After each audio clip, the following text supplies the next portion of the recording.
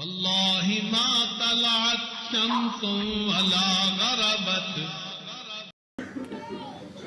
امام احمد بن حنبل رحمۃ اللہ کا ایک واقعہ ہے کہ انہوں نے کسی کام کے لیے بستی میں جانا تھا، تو سوچا کہ میں کسی کو خادم کے طور پہ ساتھ کیا لے کے جانا، میں اکیلا جاتا ہوں اور اپنا کام کر کے واپس آ جاتا ہوں.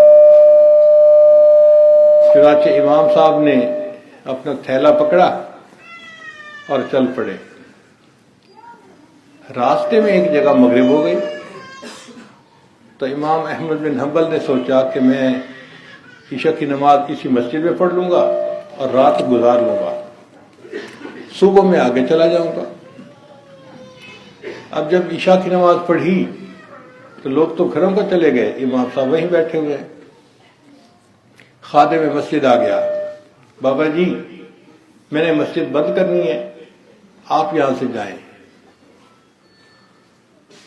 تو امام صاحب حیران کہ میں تو یہاں رہنے کا ارادہ کیا تھا اور یہ کہتا ہے کہ جاؤ یہاں سے. تو بندے کے اٹھنے میں تھوڑا دیر لگ جاتی ہے. امام صاحب کے اٹھنے میں دیر لگی تو وہ خادم غصے میں آ گیا، بابا جی آپ نے میری بات نہیں سنی، آپ اٹھیں اور جائیں، اور اگر آپ نہیں گئے تو میں آپ کی یہ گٹھڑی اٹھا کے پیر پھینک دوں گا. غصہ کرنے لگا. امام صاحب بڑے حیران، یا اللہ آج آپ مجھ سے خفا ہو گئے کہ آپ کے گھر میں ٹھہر ہی نہیں سکتا، یہ بندہ کہتا ہے میں تیرا سامان اٹھا کے پھینک دوں گا. تو امام صاحب نے اپنی گٹی اٹھائی اور مسجد سے باہر نکل آئے. جیسے ہی مسجد سے باہر نکلے نا تو امام صاحب نے دیکھا کہ مسجد کے دروازے کے بالکل ساتھ ایک نان بائی کی دکان تھی. نان بائی کہتے ہیں تنور لگا ہوا تھا، روٹیاں پکاتا تھا وہ بندہ، جیسے افغانی روٹی کی دکان ہوتی ہے. اور وہ بندہ روٹیاں پکا رہا تھا اور آگ جل رہی تھی. تو سردی کے موسم میں آگ اچھی لگتی ہے. تو امام صاحب نے اس نوجوان سے پوچھا، نوجوان اگر اجازت ہو تو میں کہیں اور جانے کی بجائے یہیں آپ کی دکان پہ بیٹھ جاتا ہوں، فجر ہوگی تو میں یہاں سے چلا جاؤں گا. اس نے کہا بابا جی آ جاؤ بیٹھ جاؤ. اب امام صاحب اس کے ساتھ بیٹھ گئے تو امام صاحب نے ایک عجیب بات دیکھی. وہ نوجوان پیڑا بناتا آٹے کا تو استغفر اللہ پڑھتا، پھر اس کی روٹی بناتا تو استغفر اللہ پڑھتا، پھر وہ روٹی تنور میں لگاتا تو استغفر اللہ پڑھتا، پھر جب روٹی تنور سے پک کے نکلتی تو استغفر اللہ پڑھتا. 1 گھنٹہ امام صاحب بیٹھے رہے اور وہ نوجوان استغفر اللہ پڑھتا ہی رہا. تو امام صاحب نے بڑے حیران ہو کے اس کی طرف دیکھا. تو نوجوان پوچھنے لگا بابا جی آپ مجھے حیران ہو کے کیوں دیکھ رہے ہیں؟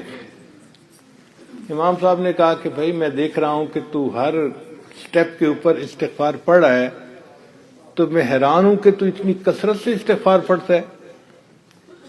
اس نے کہا بابا جی اس لیے کہ اس کی وجہ سے اللہ نے مجھے مستجاب الدعوات بنا دیا ہے.